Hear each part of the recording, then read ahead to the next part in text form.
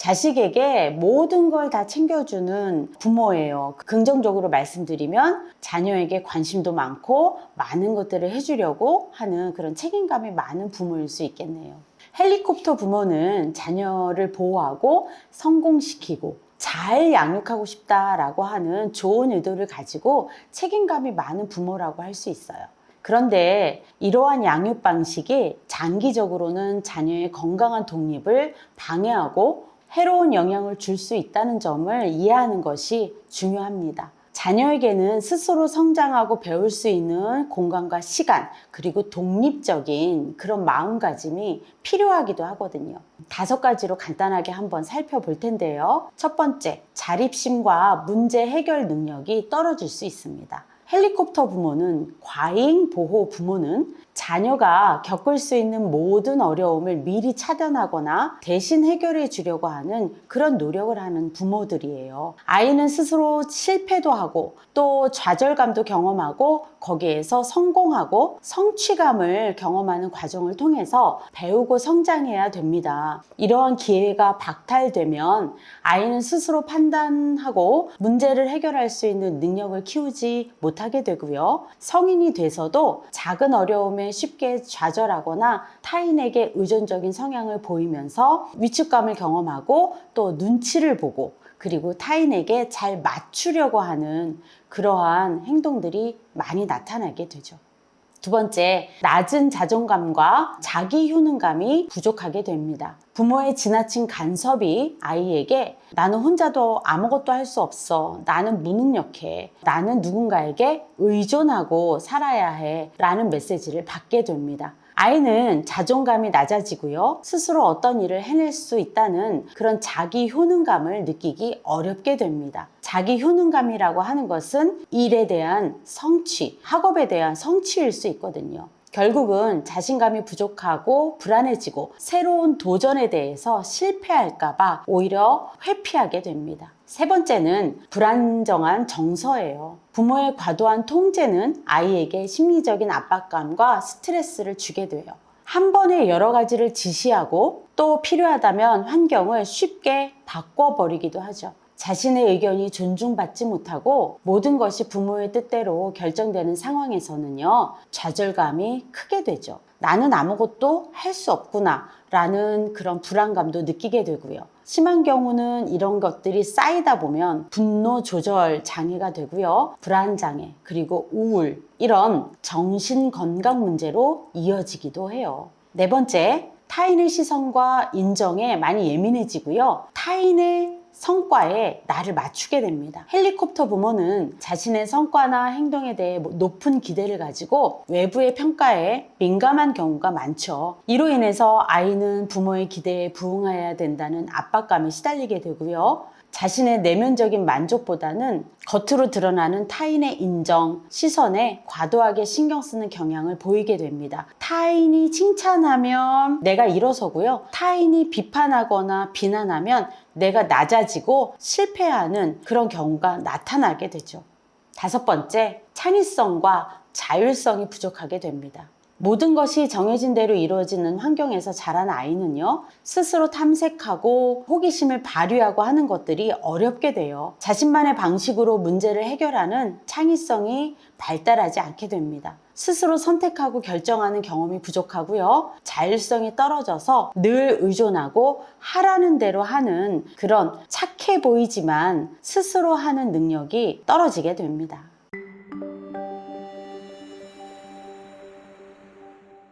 부모의 무관심은 단순히 그냥 놔두는 것, 내버려두는 것을 넘어서 자녀의 정서, 심리적 발달에 치명적인 영향을 미칠 수 있어요. 자녀들의 문제 행동이나 자녀들의 일탈, 이런 것들에 대한 원인을 살펴보면 무관심보다는 오히려 혼나는 게 자녀들은 관심이라고 착각할 때가 많이 있거든요. 자녀는 부모로부터 기본적인 보살핌과 사랑, 지지를 받아야 건강하게 성장할 수 있다는 건 다 아실 수 있는 기본적인 내용일 거예요. 가장 기본이 되는 관심이 결핍이 되면 다양한 상처와 문제를 겪게 됩니다. 4가지 정도로 살펴보겠는데요. 첫 번째, 낮은 자존감과 자기 가치감이 부족하게 되죠. 부모의 무관심은 자녀에게 나는 사랑받을 가치가 없다, 중요하지 않은 존재인가 보다 라는 메시지를 계속해서 받게 되고요. 스스로의 존재 가치를 낮게 평가하게 됩니다. 성인이 되어서도요, 자신감이 부족하게 되고 열등감을 경험합니다. 그리고 타인의 인정을 끊임없이 확인하면서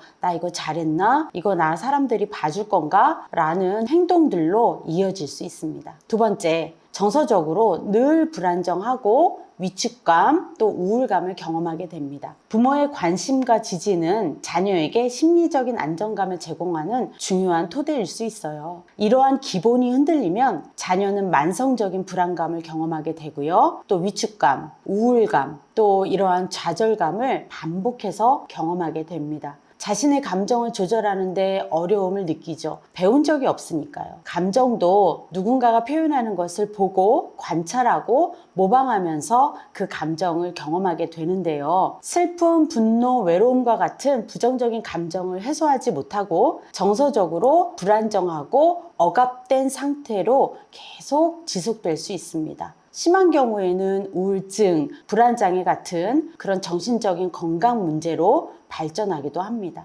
세 번째, 대인관계의 어려움이죠. 부모와의 관계는 자녀가 세상을 이해하고 타인과의 관계를 맺는 법을 배우는 첫 번째 사회화 경험이거든요. 부모의 무관심 속에서 자란 자녀는 타인에게 대한 신뢰를 형성하는 데 어려움을 겪게 됩니다. 사랑과 유대감을 경험하지 못했기 때문에 다른 사람과 깊은 관계를 맺거나 친밀감을 형성하는 것을 두려워할 수 있습니다. 그래서 대인관계를 회피하게 됩니다. 자신을 표현하는 데 서툴거나 타인의 감정을 이해하는데 공감 능력이 부족해서 대처 능력이 떨어지고 상대방과의 의사소통이 어려울 수 있겠습니다. 네 번째, 책임감이 부족해지고요. 문제 해결 능력에 어려움을 경험하게 됩니다. 부모의 무관심은 자녀가 스스로 문제를 해결하고 책임감을 배우는 기회를 잃게 돼요. 스스로 선택하고 그 결과에 책임을 지는 경험이 부족하기 때문에 성인이 되어서도 대처 능력이 떨어지게 되죠.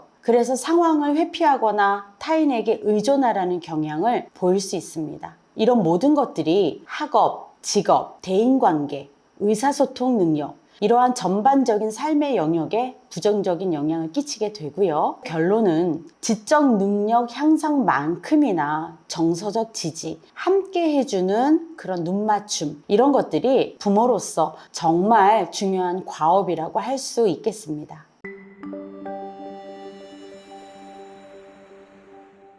감정적으로 미성숙한 부모라고 하는 것은요, 말 자체로 이해하기는 굉장히 어려우실 거예요. 감정이 미숙하다라고 하는 거는 쉽게 말씀드리면 내가 지금 경험하고 있는 감정이 어떤 감정인지에 대해서 구체적으로 자각이 안 되고 이게 뭐지? 라고 하는 혼란감을 많이 느끼는 부모예요. 자신의 감정을 구체적으로 어떤 감정인지 잘 자각하거나 인지하지 못해요. 본인 감정도 잘 자각하지 못하는데 아이의 감정을 어떻게 공감할 수 있겠습니까? 이러한 부모 밑에서 자란 아이는 오히려 부모의 감정을 읽어줘야 돼요. 시시각각 이해하지 못하는 부모의 감정에 맞춰서 스스로를 변화시켜야 하기 때문에 늘 불안하고 어떻게 해야 하지? 라는 그런 혼란감을 매일 경험하게 됩니다. 아이는 건강한 정서 발달에 필요한 안정감과 지지를 받지 못하고 여러 가지 어려움을 경험하게 되죠. 첫 번째, 불안정하고 혼란스러운 자기 개념을 가지게 됩니다. 감정적으로 미성숙한 부모는 본인의 기분에 따라서 사랑과 관심을 주었다가 갑자기 냉담해지기도 하고 짜증도 냈다가 미안하다고 하면서 일관성 없는 태도를 보일 때가 있어요. 아이는 무엇 해도 명확하지 않아요. 혼란스러운 자아상을 경험하게 되죠. 나는 좋은 아이일까? 사랑받을 만한가? 오늘은 무슨 일 때문에 엄마가 짜증을 내지? 이런 많은 생각들 때문에 불안정감을 느끼게 됩니다. 두 번째, 낮은 자존감과 자기를 스스로 비하하고 비난하게 돼요. 부모가 자신의 감정을 우선시하게 되고 자녀의 감정을 무시하면 부모의 감정을 쉴 새 없이 살피게 돼요. 부모가 화를 내거나 실망하면 다 자신의 탓으로 돌리게 되고요. 내가 문제야 라고 하는 자기 비난이 일어납니다. 낮은 자존감과 끊임없는 자기 비난으로 이어지게 되고요. 스스로 가치 없는 존재라는 생각을 많이 하게 되죠. 세 번째, 과도한 책임감을 느끼게 되거나 회피하고 무책임함을 오히려 느끼게 돼버려요. 감정적으로 미성숙한 부모는 종종 자녀에게 부모의 역할을 기대하게 되고요. 자신의 감정적 문제를 자녀에게 의지하게 돼요. 나 너무 힘들어. 나 너무 짜증나. 네가 나를 힘들게 하잖아. 이런 것들이죠. 이러한 환경에서 아이는 과도한 책임감을 느끼게 되고요. 부모의 감정을 돌보는 역할을 하고요. 반대로 부모가 모든 것을 해결해 줄 것이라는 무기력한 생각들이 들기도 해요. 결론적으로 자녀를 망치는 부모의 유형들은 자녀가 스스로 생각하고 느끼고 또 선택하고 책임지는 경험을 할 그럴 기회들을 빼앗고 경험하지 못하게 방해하는 그런 공통점을 가지고 있어요. 자녀는 실수와 성공을 통해서 배우고 성장하게 돼요. 그렇게 독립적인 개체로 일어나게 됩니다. 부모는 자녀의 삶을 대신 살아주는 것이 아니고요. 자녀가 스스로 살아갈 수 있도록 건강한 울타리 안에서 넓혀주기도 하고 때론 좁혀주기도 하고 그러한 울타리를 만들어가면서 지지하고 격려하고 기다려주고 함께하는 그러한 역할을 해야 합니다.